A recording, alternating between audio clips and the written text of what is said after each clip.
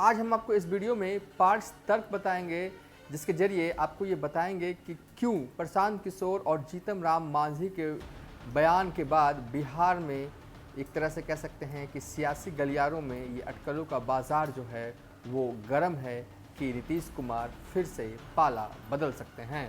राजनीति में असंभव कुछ भी नहीं होता और नीतीश कुमार तो राजनीति में एक स्पेस रखकर ही अपनी नीतियों को अंजाम देते रहे हैं। इसे केवल आप संयोग नहीं कह सकते। जब सामाजिक रूप के पौधा लालू प्रसाद यादव की पार्टी में ये पलटू राम के रूप में जाने जाते थे, लगभग साल 2013 से एनडीए की राजनीति में बीजेपी और जेडीयू के बीच दूरी बनने तब लगी। राजनीतिक गलियारों में भी इस दूरी की परिणति आरजेडी के साथ सरकार बनाने की नहीं थी, मगर ऐसा हुआ। फिर 2017 में जब बीच में ही आरजेडी को छोड़कर बीजेपी के साथ सरकार बना ली, तब भी यह अनुमान आमतौर पर नहीं लगाया जा रहा था। और अब 2020 में जब बीजेपी को बीच मझधार में छोड़कर आरजेडी के साथ सरकार बना ली, तो बीजेपी वालों को ही विश्वास नहीं हो रहा था। तो सवाल यह उठता है कि अब जब प्रशांत किशोर ये कह रहे हैं कि जेडीयू शीघ्र बीजेपी के साथ मिलकर सरकार बना लेगी, तो इसकी क्रेडिबिलिटी पर सवाल उठाने से ज़्यादा ज़रूरी है कि आज की राजनीति का विश्लेषण।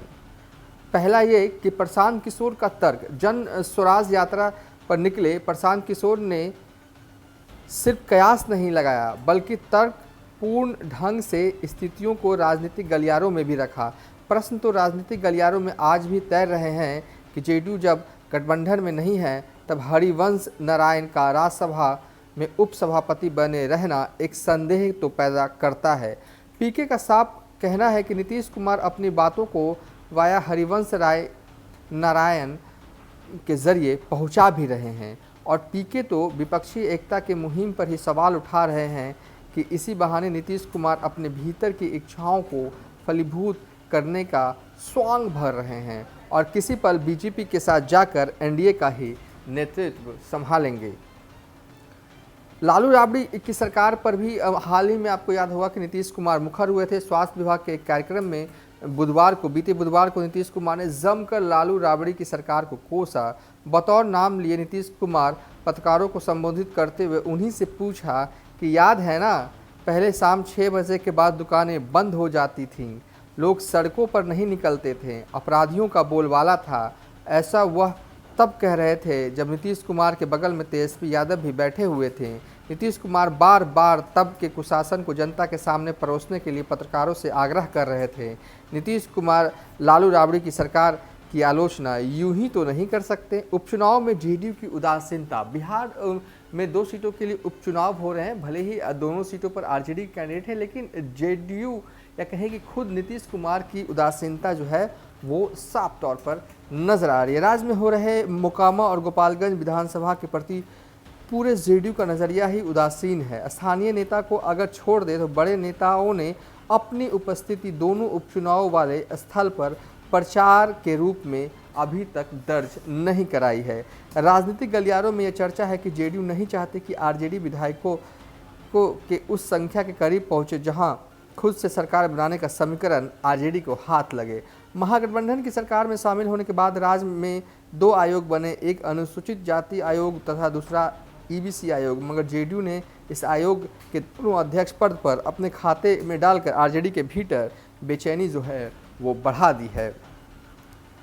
अगर वहीं बात करें कि हम पार्टी के प्रमुख जीतन राम मांझी मौजूदा वक्त में नीतीश कुमार के भरोसेमंद साथियों में से एक हैं। पीके की ओर से पाला बदलने की बात कहने के बाद अब मांझी ने भी कुछ ऐसा बयान दे दिया। मांझी ने नीतीश कुमार की तुलना पूर्व सीएम महामाया प्रसाद से कर दी। मांझी ने कहा कि महामाया बाबू ने भी कई बार पाला बदलकर सरकार बनाई। मांझी ने 1967 की याद दिलाई जब महामाया प्रसाद सिन्हा अपने ही पार्टी के इकलौते विधायक होते हुए भी सीएम बन गए। अगर हम बात करें 5वीं उस तर्क की, तो बीजेपी के भीतर भी एक तरह से कह सकते हैं नीतीश कुमार का इंतज़ार जो है वो हो रहा है। ऐसा नहीं कि बीजेपी को नीतीश कुमार के लौटने का इंतज़ार नहीं है। बीजेपी का सहज गठबंधन जेडीयू के साथ रहता है। बीजेपी नेताओं के पिछले दिनों के ही बयान को देख लें तो आक्रामकता आरजेडी के प्रति हमलावर होने में रहा।